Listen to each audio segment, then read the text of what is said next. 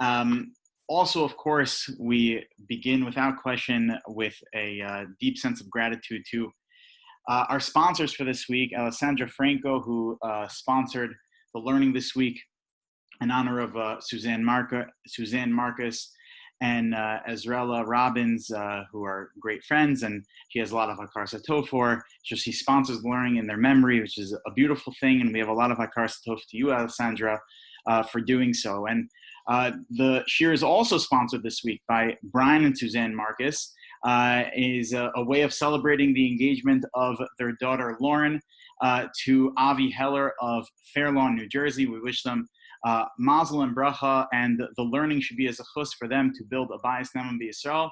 And this week we commemorate the learning in honor and in memory of Jamin Eisman Zatzal Yosef Aaron Ben Klonimos, whose Shloshim was Monday.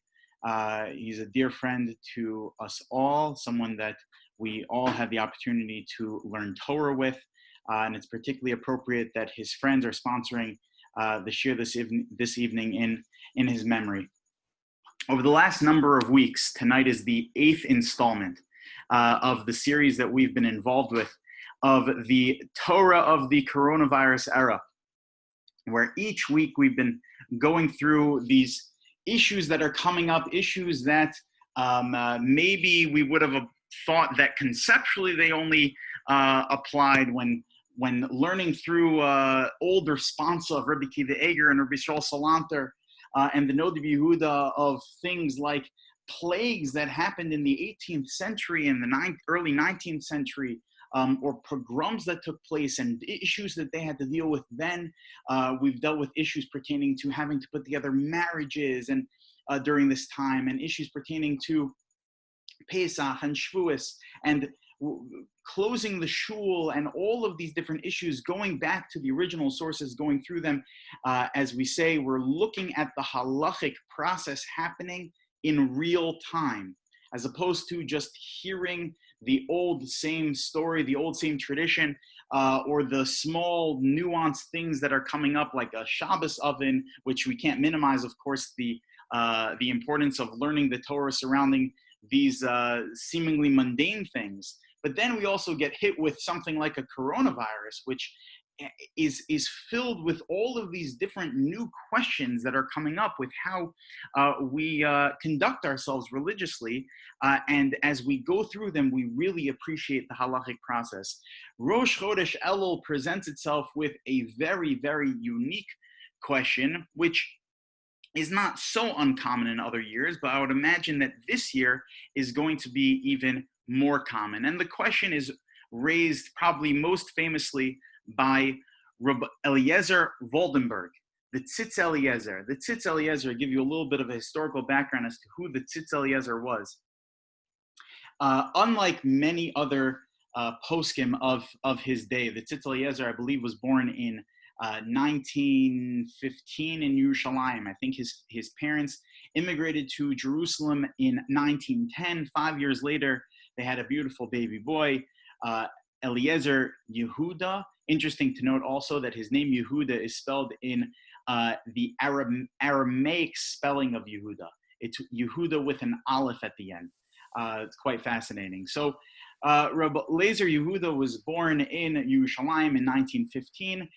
By the time he was 19 years old, he was studying in Yeshivas Eitz Chaim with Rabbi Isser Zalman Meltzer, who was one of the closest students of Rabbi Chaim Soloveitchik. So Rabbi Eliezer Waldenberg was we'll call him a grand Talmud of Rabbi Chaim Soloveitchik. And by the time he was 19 years old, studying in yeshiva, he had already written, authored, and published his first sefer, Divrei Eliezer. And since then, he never stopped writing.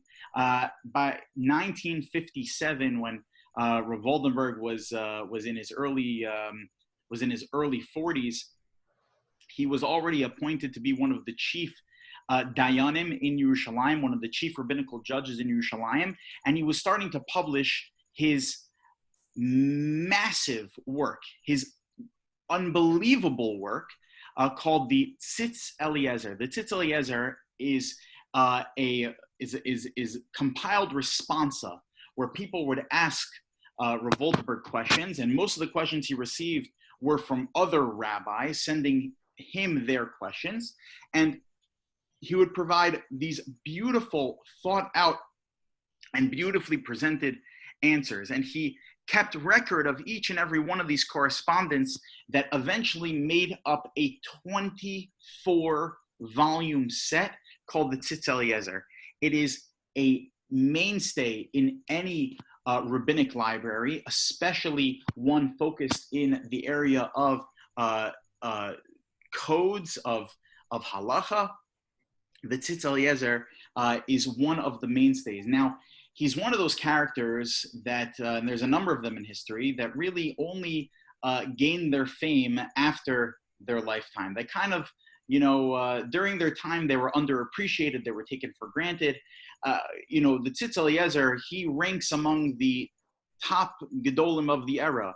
Rav Soloveitchik, Rav Moshe Feinstein, Rav Shlomo Zalman Auerbach, ranking amongst the top tier poskim, the top tier rabbinic figures, but at his levaya, compared to, let's say, Rav Shlomo Zalman Auerbach, who had, I think, 400,000 people at his levaya, and Rav Moshe Feinstein had 250,000 attendance at his levaya. Rav Ovadia Yosef, who passed away a few years ago, had, I think they estimated, like 850,000 people at his levaya. The Tzitz Eliezer had a couple thousand people, which for a posik of his caliber was relatively small. And it's because during his lifetime, he was relatively unappreciated. I think that part of why that is because unlike these other poskim, like we mentioned, Rav Moshe Feinstein, Rav Shlomo Zalman Auerbach, Rav Ovadia Yosef, Rav Elyashiv, all of them, aside from being a posek, aside from being a rabbinic authority, they had a way of presenting themselves in other areas. For example, Rav Ovadia Yosef was the head of the Shas party, the religious Sephardic party in the Knesset. So he had a way of presenting. He was presented in other forums. Rav Elyashiv had a base medrash in Yerushalayim that people would come and consult with him and see him in person.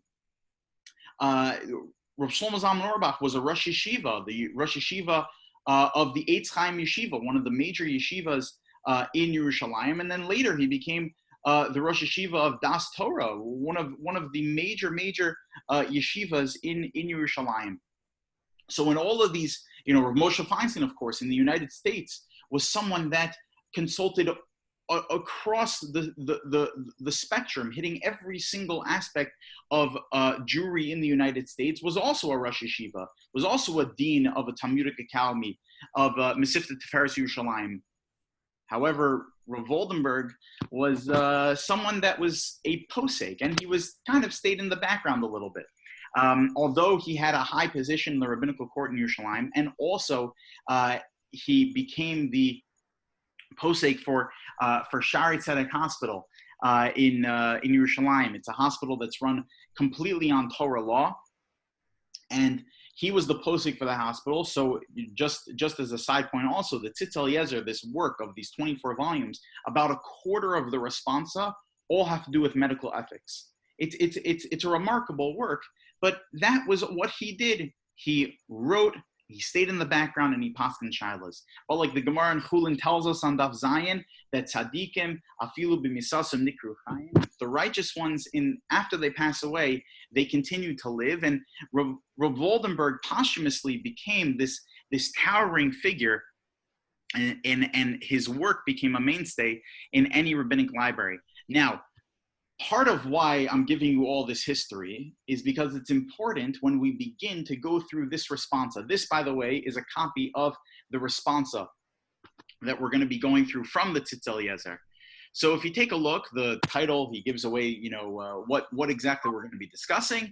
Mitzvahs Tikiyah Shofar B'Chodesh Elul, that the mitzvah of blowing shofar during the month of Elul, that we blow shofar, during Elul. Im hiskinu osa rak ala Rak al Tzibor? Is the blowing of the shofar that we do during Elul, which we'll discuss exactly why it is that we blow shofar during Elul, is that something that only happens in the context of a congregation? O Gam al Yachid? Or is this also an obligation to blow shofar during this month, also on an individual? Hamispal bebeso, who's davening alone. So this is the question that the Tzitz Eliezer received. Now, of course, we're discussing this now because one could only imagine, it doesn't take much of an imagination to figure out that this question is being presented a lot. A number of people already asked me this question, being that they are not coming to shul during this period, even though they normally would have come to shul during the week. They're not coming to shul during this period, so they're going to be missing shofar during the month of Elul. So then what are they supposed to do? Are they supposed to blow shofar at home? So we'll get to his response in a moment and the reason behind why we blow shofar during the month of Elul. But I want to point out who he is speaking with. So when you read through a tshuva, what you always do, you see that there's the date here. You see the responsa was written on Yud Gimel Teves in Tafshin Lamed Daled, which is the year, this is 46 years ago. So 46 years ago, someone does quick math for me. What was that? 46 years ago was in 74, right? 1974. So in 1974, in the fall, early winter, this tshuva is being written. This response is being composed. This discourse is taking place in Yerushalayim, Yer HaKodesh, that should be built speedily in our days. Okay, who is he writing to? Lekavod, he's writing it for the honor, Hayakar, of my beloved Harav Hagaon Hamuflag, this tremendous, wise, outstanding rabbi who is B'Torah of Yerushalayim. He is a tzaddik, a huge Talmid Chacham, HaChacham, Bina, V'Zach, Harayon. He's someone that is refined. Morenu Harav Tzvi Pesach Frank. He's writing to Rav Tzvi Pesach Frank Shlita, and he should live and be well. Rav Tzvi Pesach Frank. Who's Rav Tzvi Pesach Frank? So when you read, this name is one of the most famous names in all of rabbinic literature, one of the most towering figures in Yerushalayim itself. Who's Rav Tzvi Pesach Frank? So Rav Tzvi Pesach Frank was the chief rabbi of Yerushalayim. Rav Tzvi Pesach Frank was an unbelievable gaon, a genius. I'll tell you one story about Rav Tzvi Pesach Frank. Rav Tzvi Pesach Frank, if you want to see a visual of him, this is a video that recently came out of him and his family. He had a tremendous cross eye, and that's why he wore these glasses. So he's there with his wife and his family. You're going to see his son-in-law soon. Rav Tzvi Pesach Frank was the chief rabbi of Yerushalayim. He was, I'll tell you a quick story about him. He learned bechavrusa with Rabbi Yechiel Michal Tukachinsky. This is his son-in-law, by the way, Rav Shmuel Rozovsky, who was the Rosh Yeshiva of Panovich. The two of them learned bechavrusa together. When they learned Meseches Yevamos, which is arguably the hardest tractate in the entire Talmud. They learned through it together 90 times, 90 times. And then one of them, I forgot who, either Rav Tzvi Pesach Frank or Rabbi Yechiel Michal Tukachinsky, one of them wanted to review it an additional 30 times, to do it 120 times. But then the other one said, no, I think now is a good time for us to move on to a new tractate. We're talking about one of the greatest Talmudic minds to ever live. Rav Tzvi Pesach Frank died in 1960. So hold on one second. Who then is this Rav Tzvi Pesach Frank? Rav Tzvi Pesach Frank Shlita, that means he's still alive, and this tshuva is written in 1974. So who is this being addressed to? Because the average reader is going to look at this and say, oh my gosh, this is an amazing correspondence that we have between Rav Tzvi Pesach Frank and the Tzitz Eliezer. And by the way, they consulted quite often with one another. They were both major poskim in Yerushalayim. So I'm just pointing it out because we have to always be intellectually honest and not get overly excited when we come across the things we learn and make sure that we're being honest about our learning. As we're going to read through this, you're going to see that the way that the Rav Voldenberg, and this is what really, if to be honest, this is what caught my eye on it, that Rav Voldenberg is addressing this individual as if he's a student of his, meaning that the person, the questioner, is a student. The person who sent the letter to Rav Voldenberg is Rav Voldenberg's student. Like, he's talking to him as if he is his teacher. So it kind of bothered me in that, why is it that Rav Voldenberg is talking to one of the greatest Talmudic scholars to ever live as if the person he's addressing is a student of his? So I did a little bit of research to find out who exactly is this Rav Tzvi Pesach Frank, and this is the Rav Tzvi Pesach Frank that Rav Voldenberg was addressing. This Rav Tzvi Pesach Frank wrote a work called the Sha'ashuei Tzvi. The Sha'ashuei Tzvi is a halachic work. This Rav Tzvi Pesach Frank, who passed away at a very, very old age, at the age of 94 years old, and was a younger than Rav Voldenberg. He was a major posek for the Breslov community in Yerushalayim, a chassid. Couldn't be more different than the other more famous Rav Tzvi Pesach Frank, which is why probably this Rav Tzvi Pesach Frank sent his question to Rav Voldenberg to get a consultation. Anyway, a very interesting historical point to make over here. So we have to deal with this question. We blow shofar during Elul. People are not going to be able to make it to shul. Should they be blowing shofar at home for themselves? People may not even have the ability to blow shofar themselves at home. What are they supposed to do? So first we have to analyze, before we get back to Rav Voldenberg, the Tzitz Eliezer's response and how he dealt with this question, we have to first understand why it is that we blow shofar during the month of Elul. So the Tur, Rabbeinu Yaakov ben Asher, the Tur was the son of the Rosh, Rabbeinu Asher ben Yechiel. His mother didn't call him Rosh, and the Tur's mother didn't call him Tur. These are real people. The Tur was a student of his father, but also grew up in Toledo, Spain. So while he had influences from his father, of course, that were Ashkenazi influences, the Tur was greatly influenced by his time in Spain. He actually views himself as a student of the Abu Draham, who was one of the Sephardic poskim in Toledo. Anyway, so the Tur writes the following: why it is that we blow shofar during the month of Elul. Tanya, Bepirkei de Rabbi Eliezer, that the Brisa teaches us the following in the Pirkei de Rabbi Eliezer: B'Rosh Chodesh Elul, that on Rosh Chodesh Elul, Amar HaKadosh Baruch Hu LaMoshe, that God, the Holy One, blessed be He, said to Moshe, when Moshe Rabbeinu was about to go up to receive the second set of luchos. Just a refresher course, what happened, Moshe Rabbeinu, Bnei Yisrael, is by Har Sinai. They're surrounding the mountain, and they receive the Torah. After receiving the Torah, Moshe goes up to get the luchos. He goes to get the tablets of stone. When he comes back from getting the tablets of stone, he sees that the Jewish people are involved with our nation's most egregious and unconscionable sin that we have ever committed. We were dancing around a golden calf. Moshe broke the luchos at that moment.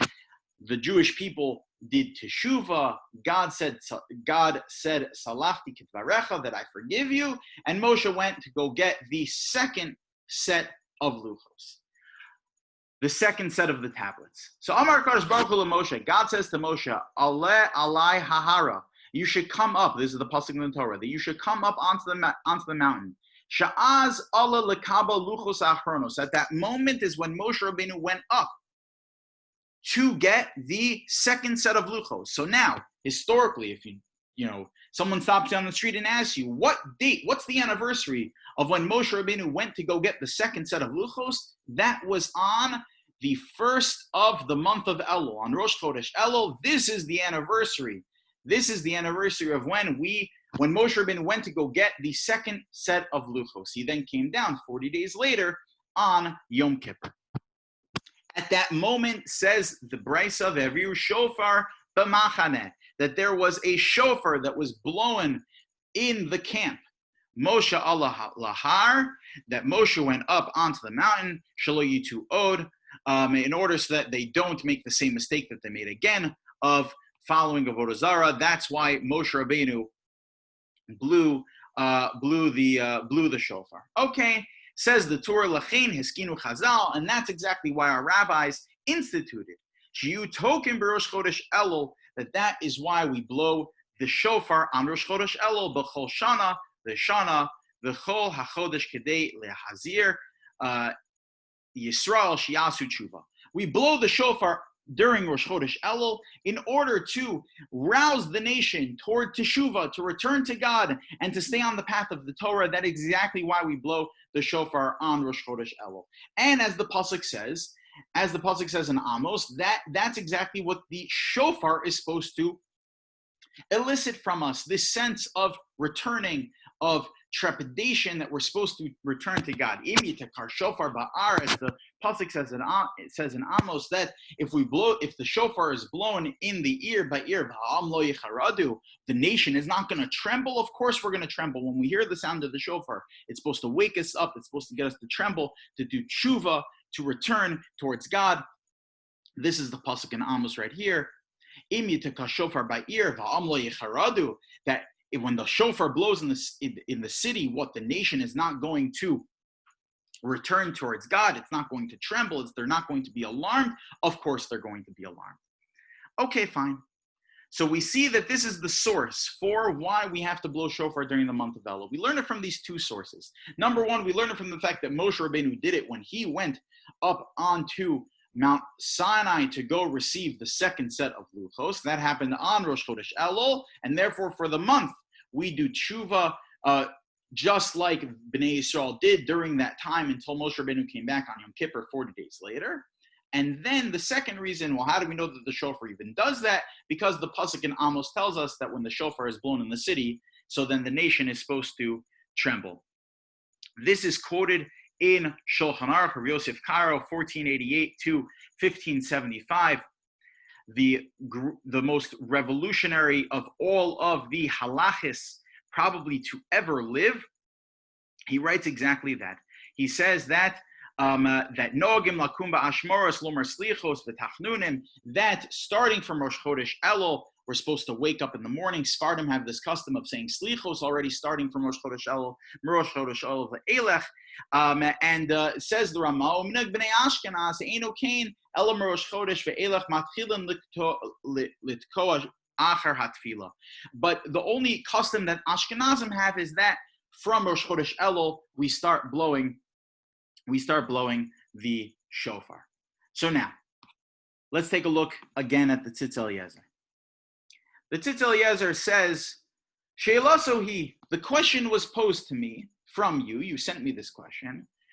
Al Asher Nishal Matam Chacham Gadol Echad Me'artzos Abris, that someone from America sent a question to you, probably from a Breslov community here in the United States, sent a question to the greatest halachic authority in the Breslov community in Yerushalayim, Rav Tzvi Pesach Frank, sent him this question: in mitzvahs tikiyah shofar b'meshek yimei chodesh Elul, hiskinu oso rachal atzipor. Now we learned already in the tour. We learned it in the quoting from the Medrash, learning from the Psukim. All the verses are indicating that this is the minhag. This is what we're supposed to do. It's quoted in the Shulchan Aruch, quoted by the Ramah or Moshe Isserlis of Krakow. This is what we have to do. We have to blow shofar during the month of Elul.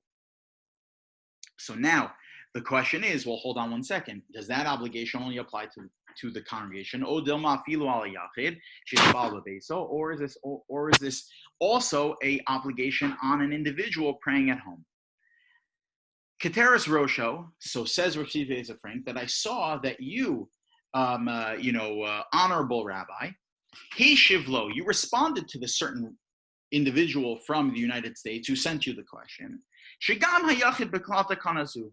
So we see a Breslov posek is paskening that even an individual at home will have to blow shofar. So Everyone who's stuck at home right now during this coronavirus season, and they're not coming to shul necessarily during this time for whatever reason, for a very good and justified reason why they may not be attending, but for whatever reason they're not coming. So if you were to ask this Breslov Posei what to do, he would say to you that you have to blow shofar at home. Wow. Every single day of Elul. This is what you have to do. And he figured this out based on the writing from the Magen Avram. The Magen Avram was a 17th century posek. I believe he died in the 1690s. Marty, you can confirm that for me. Give me a thumbs up if that's correct. In the 1690s, the Magen Avram, there it is, thumbs up. That's a thumbs up, right? Not a thumbs down. In the 17th century, there was an influx of poskim, even though it was under the worst of circumstances. There were poskim writing commentaries to the Shulchan Aruch, the Shach, Rav Shapsi Cohen, the Magen Avram, the Beis Shmuel, major gedolim. By the way, most of them did not live a very long life. I believe that the Magen Avram only lived about like 51 years, 52 years, 55 years, Marty? Yeah, lived a very, very short life. The Shach only lived about 42 years. The Ramah only lived about according to some history books, only 32 years. It's scary what these Gedolim, that they live such short lives, and it's mind-blowing how they were able to accomplish so much in the short lives that they lived. So take a look at the comment that the Magen Avram makes. Now, where is this minhag? How long does this minhag of blowing shofar during the month of Elul span for? It doesn't continue on forever. We stop at a certain point. So when does it stop? It stops, says the Ramah, ein token be'erev Rosh Hashanah, that we don't blow the shofar of this minhag of blowing shofar during Elul on Erev Rosh Hashanah. So the day before Rosh Hashanah, there's not going to be a shofar in shul. You're not going to hear shofar, and according to this Breslov posek, you wouldn't do it at home either. The minhag of blowing shofar during the month of Elul stops on Erev Rosh Hashanah. Okay, why is it? In order so that you can differentiate between the shofar blast that is only a minhag, that's only a custom. It's not an obligatory one. Of course, it's a custom that we've taken upon ourselves. And as we discussed, I think last week, that every minhag, the Gemara in Nedarim tells us in Daf Pei Aleph, every minhag is treated as a real rabbinic obligation, but it was never instituted to the same magnitude of other rabbinic institutions, or of course like the shofar, which is a Torah institution. So we want to differentiate, so we take that break, because on Rosh Hashanah, we're going to hear the shofar. So we stop blowing the minhag shofar of Rosh Chodesh Elul, starting on Erev Rosh Hashanah. Take a look at what it says in the Magen Avram. The Magen Avram says, Umekol makom, nevertheless, bebeso, in your own home, mutter litkoa lehislamed. Let's say the Baal Tokea, the person who blows shofar at shul, they want to be able to practice on Erev Rosh Hashanah. The day before Rosh Hashanah, they want to be able to practice. So, says the Magen Avram, not a problem. You're able to practice on Erev Rosh Hashanah. Okay. This posek, this Breslov posek, Rav Tzvi Pesach Frank, says, what do we see from this Magen Avram? He says, V'i nima dilayachel lo tzivu klal litkoa b'mei Elul, that if it is so that an individual was never obligated to blow shofar for themselves during the month of Elul, the Edo B'chal HaTakana, and was never included in this rabbinic obligation that has been set forth to blow shofar during the month of Elul, Imkain, if that's the case, that they were never included in this obligation, an individual, then why is the Magen Avram even dealing with the question of an individual blowing at home? Meaning that if the obligation to blow shofar is only on the congregation, so then of course an individual would be able to blow at home. Because being that the congregation stopped blowing shofar, so then that's good enough. The congregation stopped blowing shofar.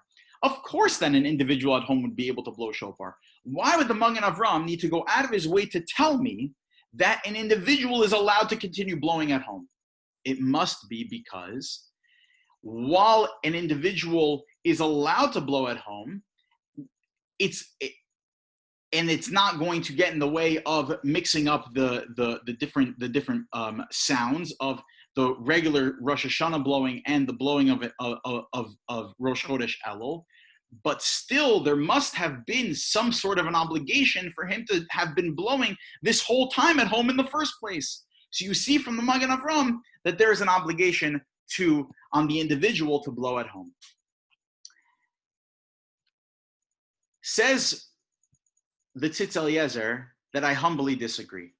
He says, number one, let's take a look again at the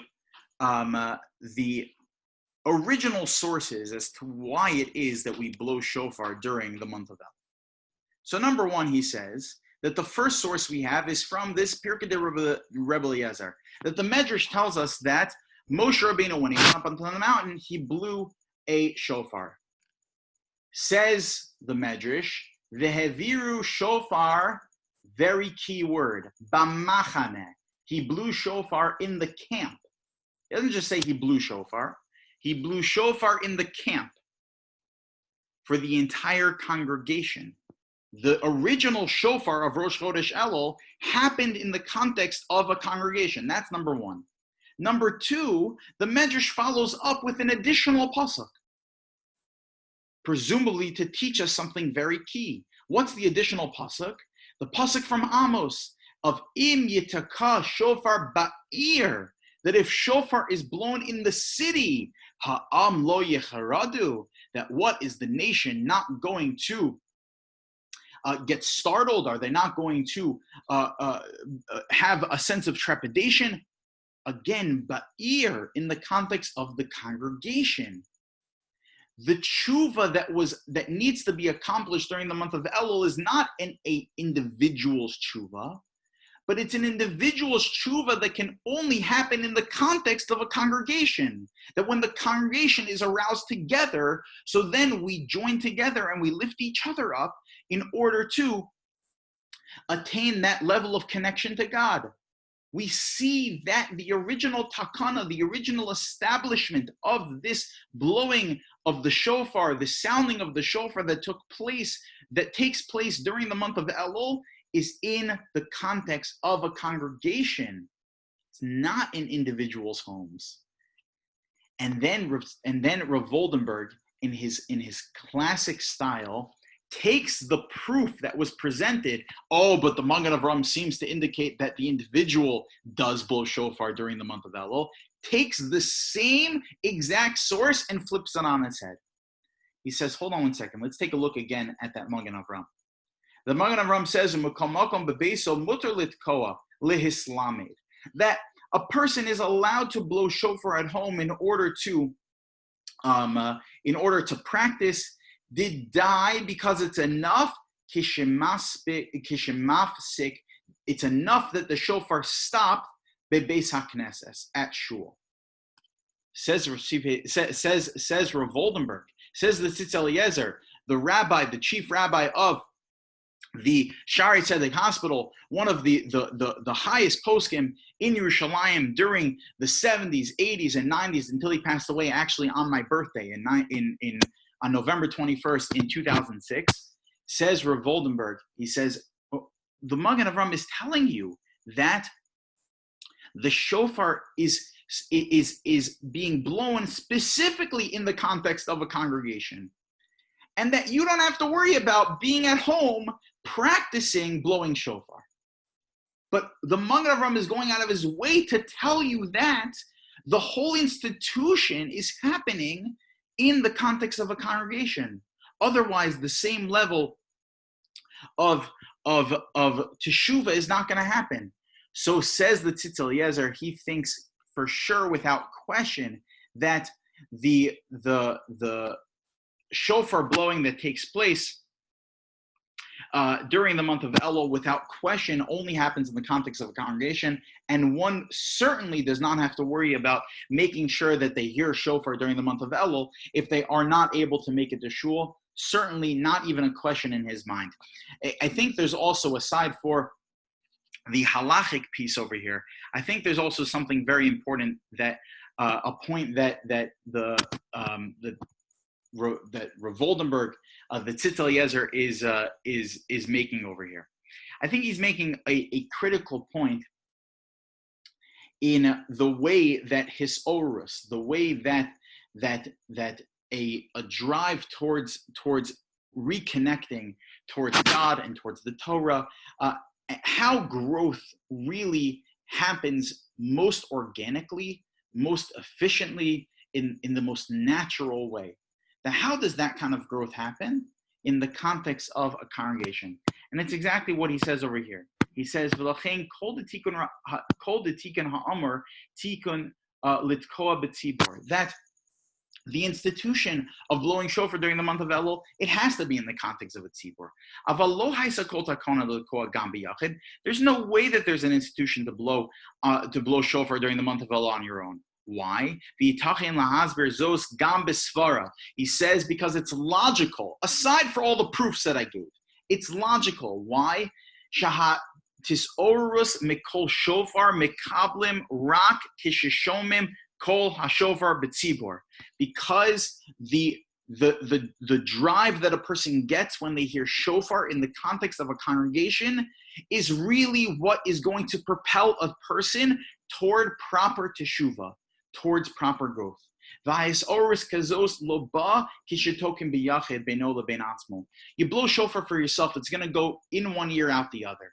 When you do it in the context of a congregation, it has another level to it. It brings you closer. Now, it's kind of not fair that I'm reading this tshuva to everyone while we're having a shir over Zoom. Everyone's kind of at home doing their own thing, trying to make the best of a situation. We're all stuck at home, and it's very hard. We've been trying to manage on our own. I think that while normally we would read this type of a tshuva during a regular Elul and say that, oh, you see the importance of being together as a crowd, as together as a congregation, and therefore that the tshuva is going to happen more organically, I think we also have to read this tshuva with the eye of, well, hold on one second. Considering the circumstances that we're in, how can I try and artificially create the same type of environment that takes place in a congregation? Doing things like calling one another during the month of Elul and saying, trying to reconnect, just being there for one another, saying that, we as a community are still sticking together, joining in as many classes as we possibly can during this time. And it doesn't have to only be during the classes that we learn together, just on Zoom.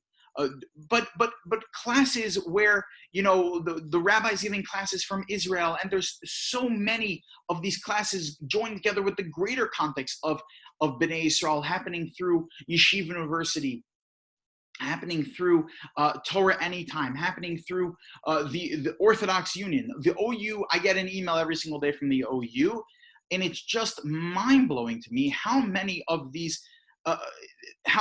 opportunities are taking place to connect us as individuals as part of the greater context of B'nai Yisrael. This is the time to take advantage of all of these opportunities, because im yitaka shofar ba'ir, or v'viru shofar b'machane v'aram lo yicharadu, that we as a congregation, the more we try and push ourselves to reconnect under these circumstances in particular, so then the more it's going to bolster ourselves towards growth during this period. There's an amazing story about Rav Aaron Kotler. Rav Aaron Kotler started the Lakewood Yeshiva. He was known as the Gaon in Slobodka. Slobodka Yeshiva, just to give you a little bit of context, before World War II, was after the Vlozhin Yeshiva closed, the Slobodka Yeshiva became the yeshiva where every genius went. Every single genius went to the Slobodka Yeshiva. The Slobodka Yeshiva was with Rav Yaakov Kamenetsky, learned in Slobodka. Rav Ruderman of Ner Yisrael learned in Slobodka. I mean, the major poskim and Rosh Yeshiva learned in Slobodka. Rabbi Aaron Kotler was known as the Gaon amongst the Gaonim. He was the genius of all the geniuses in Slobodka. He was working on a completely different set of tools in his mind. He was a completely different playing field. Unbelievable. He started the Lakewood Yeshiva. Now, Lakewood, New Jersey was and still is, in large part, a farm town. When Rabbi Aaron Kotler arrived to Lakewood in the 1930s, it was Rabbi Aaron Kotler and cows and chickens. Like that's what was in Lakewood. He started yeshiva with, I think they had a minyan of guys, a minyan of Talmidim that he gathered in order to start this yeshiva in Lakewood. I don't even know how he found Lakewood. I'm sure there's a lot of great history of how he chose Lakewood in particular, but he started yeshiva in Lakewood. And his contemporaries were kind of kibitzing with him and kind of saying to him, Rabbi Aaron, how many students you think are actually going to come to your yeshiva? You're in some, Yehuppetsville farm town. No one ever heard of Lakewood before in their lives. I think at the time probably no one even heard of like Freehold, New Jersey, which I don't even know if anyone on this call knows about Freehold, New Jersey. Freehold, New Jersey has got a standard business district, but Lakewood Farms, it's nothing, deserted farmland. How many students you think you're going to get over there, Rabbi Aaron? So Rabbi Aaron Kotler looked at them and said, I guarantee you that at least 50 guys are going to learn in my yeshiva. Sure 100, maybe even 100 guys are going to learn in the yeshiva. Today, there are close to 10,000 students learning in the Lakewood Yeshiva. There are more than 100,000 Jews that live, Orthodox Jews that live in Lakewood. 10,000 students in the yeshiva, that's only his yeshiva. How many other satellite yeshivas have been created after the BMG, Beis Medrash Gavoha? With how many tens of thousands of students learning Torah? From elementary school all the way through Kollel. Because the koach of a tzibor, that when we work together, we're unstoppable. Something like this shouldn't stop that. Something like this should motivate us. When we read a tshuva like this, should motivate us to try and reconnect with one another in the best way that we can. Again, another amazing installment of real-time halacha taking place, seeing our amazing, great deciders at work right now with the issues that are coming up right now.